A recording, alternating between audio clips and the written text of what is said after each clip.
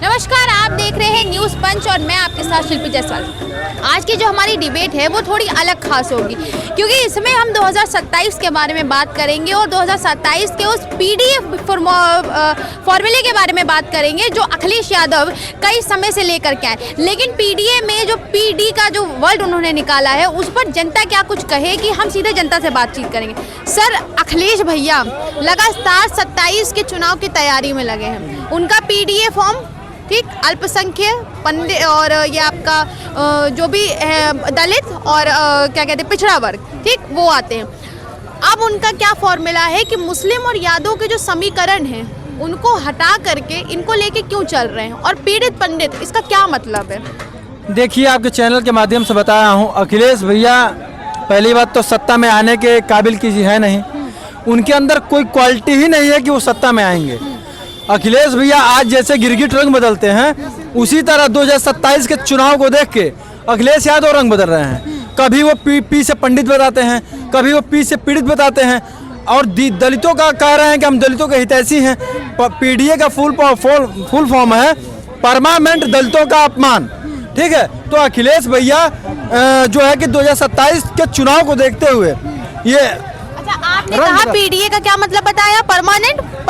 Permanent दलितों का अपमान, ठीक है। तो अखिलेश भैया उनको खुद ही नहीं पता है कि पीडीए का मतलब क्या है। ये जब से पीडीए देखिए, छतरी में वो खुद उसके नीचे है, पीडीए की छतरी के नीचे वो है और आप बता रहे उनको मतलब नहीं पता। कुछ मामला समझ नहीं आया। नहीं, मतलब इसलिए नहीं पता है कि पीडीए जब से वो बोले, पीडीए का पता नहीं कितनी बार अर्थ अलग अलग निकालते रहे, तो कैसे हम मान ले पीडीए का एक मतलब निकालते तो मैं मानता कि पीडीए है ना वो नहीं, वो पढ़े लिखे नहीं है। सुनिए, एक विषय में पास हुए, बाकी सब में बैक पेपर लगा है। अच्छा, हाँ। आपको कैसे पता बैक पेपर लगा है? ये उनकी भाषा है। शुभंकर मिश्रा का जो है पॉडकास्ट उठा देख लिया, उन्होंने बोला है कि हमें तो लगा कि हमें आ रहा है एक में बैक पेपर है, लेकिन एक में पास है, बाकी सब में बैक पेपर है। बैक पेपर वाले भी नेताजी बन जाते हैं? अरे बिल्कुल, उधार की बुद्धि लेने वाले भी राहुल गांधी जैसे बन जाते हैं, जो कहते हैं कि वो बाहर से पढ़ के आए, विलायती नेता है वो, ऐसे ना बोलिए। उनके पास डिग्री कौन सी है? उनके पास डिग्री है? सुनिए, उनके जब संसद में जब बोलने के लिए बात होती है तो क्या कहते हैं, मेरा तो माइक ही बंद है।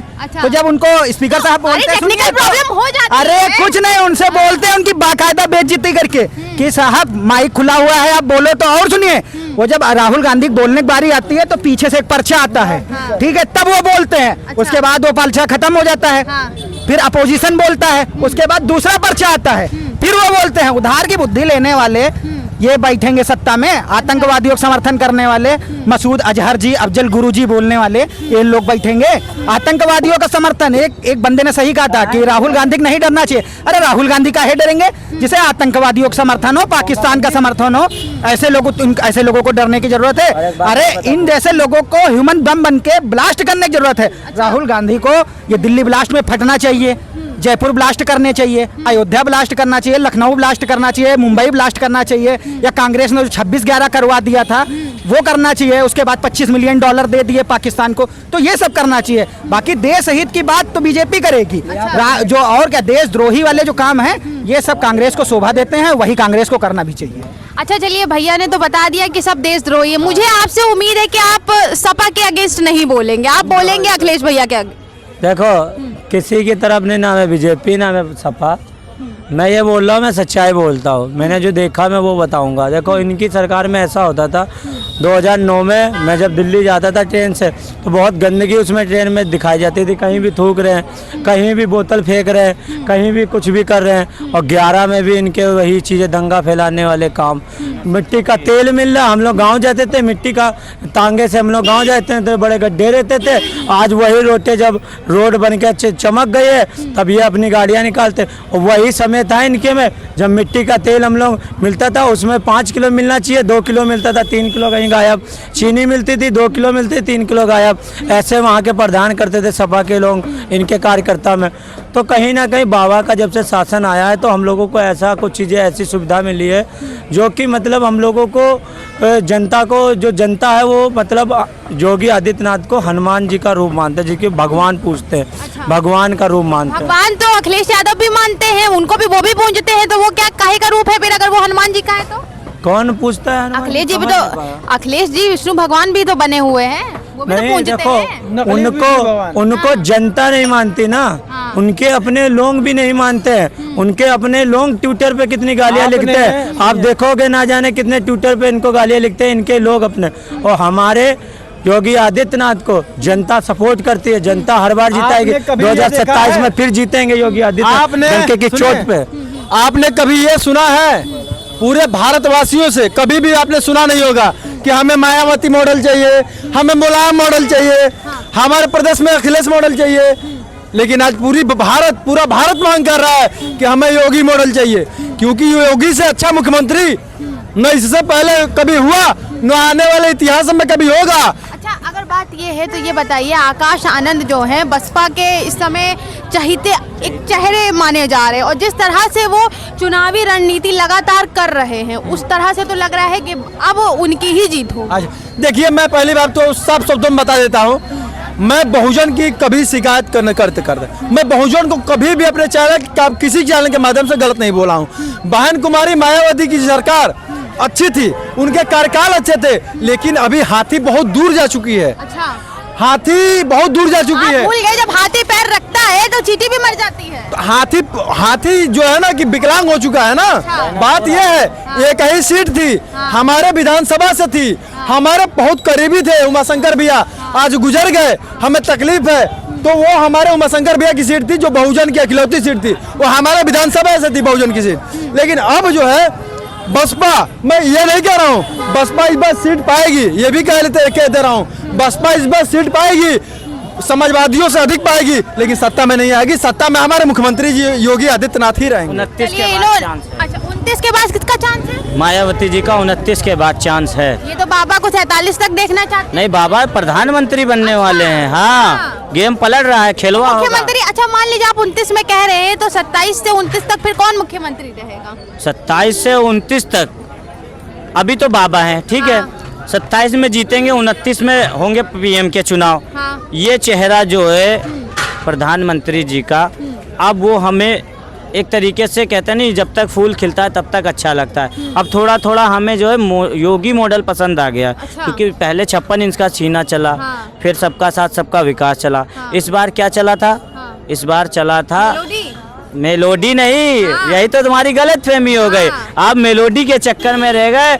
यहाँ जो तेल का सौदा हो गया, नीचे नीचे पाइपलाइन बिछ गई गुजरात में। हाँ। यही नहीं सोच पाए E20 कब लागू हो गया, लोग नहीं समझ पाए, सब कंफ्यूज हो गए कि मेलोडी टॉफी खिला के माननीय पीएम हमारे नरेंद्र मोदी, दामोदर दास नरेंद्र मोदी जी ने ऐसा गेम पलट दिया कि जितने भी सत्ता में बैठे विपक्ष थे सारे हैरान हो गए।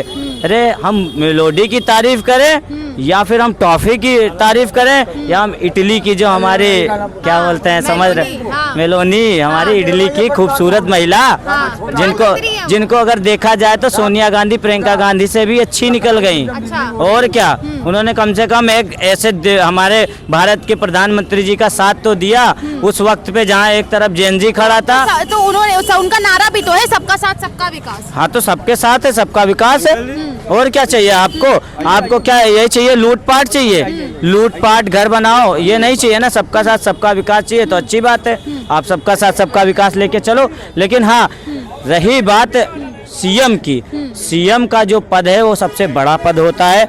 वो एक प्रदेश का मालिक होता है, जिसके कहने पर अगर हाथी चले तो हाथी चले, चींटी चले तो चींटी चले, लोमड़ी चले तो लोमड़ी चले, सबको साथ लेके चलते हैं, ठीक है। अगर आपको लग रहा है सीएम का चेहरा हमें अच्छा नहीं लग रहा, ठीक है, मगर आप ऐसी पार्टी को मत लाओ जो विरोध करती है सनातन धर्म का, आपके लोगों का, आपके देश का, आपके भगवानों का। हम कहते हैं आपको अगर लाना ही है तो एक ऐसा सीएम लाओ जैसे हमारे बाबा। आज तक एक बयान हमने नहीं सुना कि आतंकवादी हैं ये लोग, खुल के नहीं कभी उन्होंने कहा जो आतंकवादी उनको हम मिटा देंगे। कभी एक बयान किसी ने मेरे को दिखा दे आके मैं डिबेट छोड़ के चला जाऊंगा। एक बयान नहीं आया अभी तक।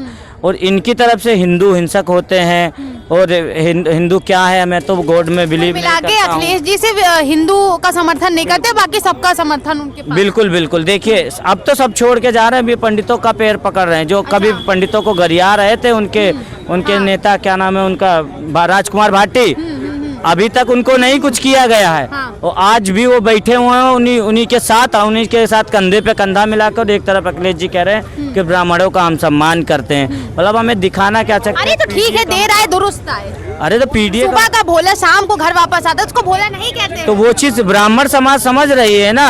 अगर क्षत्रिय समाज को कहे तो क्षत्रिय समाज गर्दन उतारने का काम करती है। देखो अभी सब लोग सड़कों पे है राजपूत करनी से ना, वो आ गई है मोदी के विरोध में कि भाई यूजीसी रोल बैक करो। छोटा सा ही तो मुद्दा है, हम आपके लिए छोटा सा मुद्दा, मगर उन बच्चों का भविष्य क्या होगा आगे वो तो समझना पड़ेगा ना हमें आपको। जरूरी मैटर ये नहीं करता सीएम कौन है, मैटर ये करता है सीएम बनने वाला कौन है, जो जनता की बातें सुन। आज तक आपने देखा अखिलेश यादव जी ने एक पर्चा लेकर किसी का पत्ते का संविधान किया हो, किसी ने आज भी देखो योगी महाराज जी बैठते नहीं है घर पे, कभी गोरखपुर सुबह 4 बजे उठते हैं, महात्मा संत 11-12 बजे भी सोते हैं, कभी कभी इमरजेंसी में तो पूरी रात जगते हैं। ठीक है, अब कांवड़िया चल रहा तो पूरी रात जगते होंगे सीएम योगी आदित्यनाथ, इतना तो पक्का कंफर्म है। देखो उठते हैं, नहाते धोते हैं, गोरखपुर में अपना काम करते हैं, जनता दरबार लगाने के बाद फिर यहाँ आते हैं, लखनऊ आते हैं, लखनऊ में जनता दरबार लगाते हैं, फिर सबसे बड़ी चीज़ आती है जनता की सुनते हैं, फिर उसके बाद उनका काम भी पूरा होता है। अखिलेश यादव जी ने एक ऐसा समय बिताया हो, जनता को दिया हो सुबह 8 बजे का या 9 बजे का, जिसमें किसी जनता की सुन रहे। हाँ इतना जरूर मैंने देखा, जो मिलने जा रहा है उनको जो गनों से मारा जा रहा है और अपने कार्यकर्ताओं को मारा जा रहा है, इतना जरूर मैंने देख लिया है। ये सच्चाई नहीं छुपी जा रही, इसलिए महाराज को सब पसंद कर रहे हैं। वो महाराज आएंगे, 100% आएंगे। अगर नहीं आए महाराज, अगर बीजेपी ने और कोई चेहरा दिया तो इस बार बीजेपी डूब गई, समझ गए, इस बार बीजेपी जा रही है।